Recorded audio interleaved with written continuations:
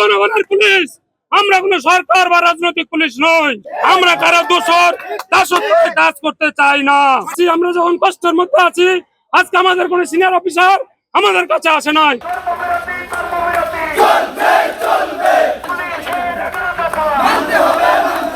আমাদের 11 দফা পুলিশের দাবি নিয়ে, সংস্কারমূলক দাবি নিয়ে আমরা আজকে একত্রিত সমবেত হয়েছি। আমাদের বাংলাদেশ পুলিশ 1971 সালের 25শে মার্চ কালরাত্রিতে বাংলাদেশ পুলিশ প্রথম যুদ্ধে ঝাঁপিয়ে পড়ে। রাজারবাগ থেকে প্রথম তারা নিজের বুকের রক্ত দিয়ে রঞ্জিত করে বাংলাদেশ নামক বাংলাদেশ পুলিশের দেশের ক্রান্তি লগ্ন থেকে শুরু করে, দেশ সৃষ্টি লগ্ন থেকে ক্রান্তি লগ্ন থেকে শুরু করে আমরা যেভাবে বাংলাদেশ পুলিশ দেশ ও জনগণের সেবায় নিয়োজিত আছি, আমরা কথা দিচ্ছি আগামীতেও এই তারা অব্যাহত রাখবে। আমরা বাংলাদেশ পুলিশের সংস্কারমূলক 11 দফা দাবি নিয়ে এখানে হাজির হয়েছি। বাংলাদেশ পুলিশের যে ভূমিকা আপনারা দেখেছেন, 1971 সালের 25শে মার্চ রাজারবাগ পুলিশ লাইন থেকে কালরাত্রিতে আমরা শত্রুর মুখোমুখি যেভাবে করেছিলাম, আমরা সব সময় বাঙালি এবং বাংলার মানুষের জন্য ঝাঁপিয়ে পড়েছি। কিন্তু আজকে দুঃখ ভারাক্রান্ত স্বরে বলতে হয়, আজকে আমরা যখন দুর্দিনে আছি, আমরা যখন কষ্টের মধ্যে আছি, আজকে আমাদের কোনো সিনিয়র অফিসার আমাদের কাছে আসে নাই। আমরা জনগণের পুলিশ, আমরা কোনো সরকার বা রাজনৈতিক পুলিশ নই। আমরা কোনো রাজনৈতিক দলের হয়ে কাজ করতে চাই না। আমাদের প্রথম দাবি, আমাদের একটা স্বতন্ত্র কমিশন গঠন করতে হবে। কমিশন বাংলাদেশের জনগণের জন্য কাজ করবে। আমরা কারো দোষর দাসত্বে কাজ করতে চাই না। আজ বাংলাদেশ পুলিশ সারা বাংলাদেশে একসাথে বিক্ষোভ করতেছে। আমরা রাজারবাগ কেন্দ্রীয় কমিটি থেকে তারই ধারাবাহিকতায় 11টি দাবি আমরা তুলে ধরছি। এই দাবিগুলো পূর্ণ করলেই আমরা আমাদের ডিউটিতে কর্মরত, ডিউটিতে নিয়োজিত হব। বাংলাদেশ পুলিশের কোন সদস্য পালিয়ে যায় নাই। 71 সালে পাকিস্তানিদের সাথে যুদ্ধ করার সময় যেমন পালিয়ে যায় নাই, আজকে তো আমরা দেশের মানুষের জন্য কেন পালিয়ে যাব?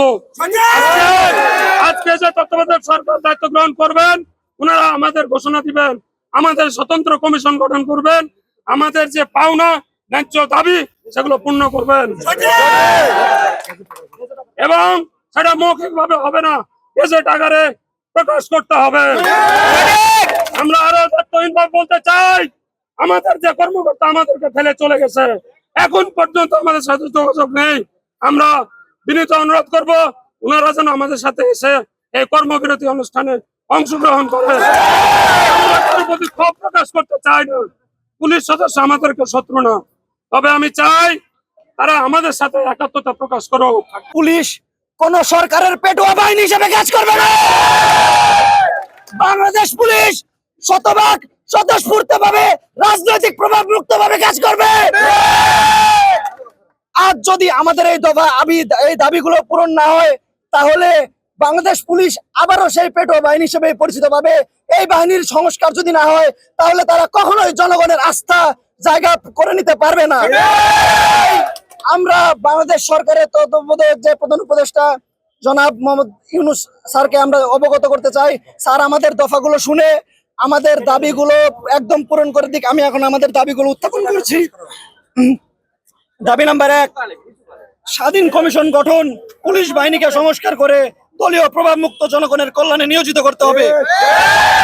পুলিশের আমরা যে রঙের ইউনিফর্ম পরিধান করে কলঙ্কিত হলাম, সেই পোশাকের রং পরিবর্তন করে কনস্টেবল থেকে আইজিবি পর্যন্ত একই ড্রেস কোড হতে হবে।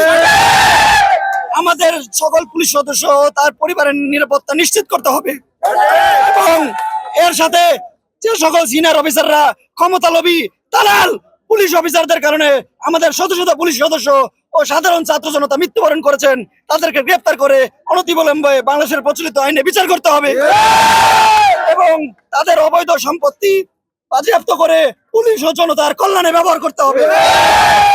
চলমান সহিংসতায় যে সকল পুলিশ সদস্য আহত ও নিহত হয়েছেন, তাদের পরিবারকে উপযুক্ত ক্ষতিপূরণের ব্যবস্থা করতে হবে।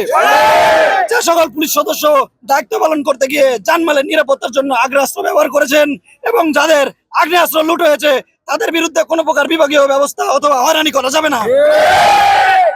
সেই সাথে আন্দোলনরত কোনো পুলিশ সদস্যের বিরুদ্ধে বিভাগীয় ব্যবস্থা গ্রহণ করা যাবে না মর্মে লিখিত অঙ্গীকার করতে হবে। সকল পুলিশ সদস্যের অন্যান্য সংস্থার চাকরির মতো শ্রম আইন অনুযায়ী 8 ঘন্টা কর্মঘণ্টা নিশ্চিত করতে হবে। রাষ্ট্রের প্রয়োজনে যদি 8 ঘন্টার বেশি দায়িত্ব পালন করতে হয় তাহলে ওভার টাইম হিসেবে গণ্য করতে হবে। নিয়োগ, প্রশিক্ষণ, পদোন্নতির বৈষম্য দূর করতে হবে। শুধুমাত্র কনস্টেবল ও এসপি ও 2 ধাপে নিয়োগ প্রদান করতে হবে। অধস্তনদের পুলিশ সদস্যদের টিএডিএ বিল যথাক্রমে প্রদান করতে হবে এবং সোর্স মানি প্রদান করতে হবে। ঝুঁকি ভাতা বেসিকের 70% দিতে হবে এবং সকল ইউনিটে শতভাগ মাসিক ফ্রেশ মানি নিশ্চিত করে পুলিশ সদস্যদের ব্যাংক অ্যাকাউন্টে দিতে হবে। আমাদের সকল পুলিশ সদস্য ও পরিবারের চিকিৎসা নিশ্চিত করতে হবে।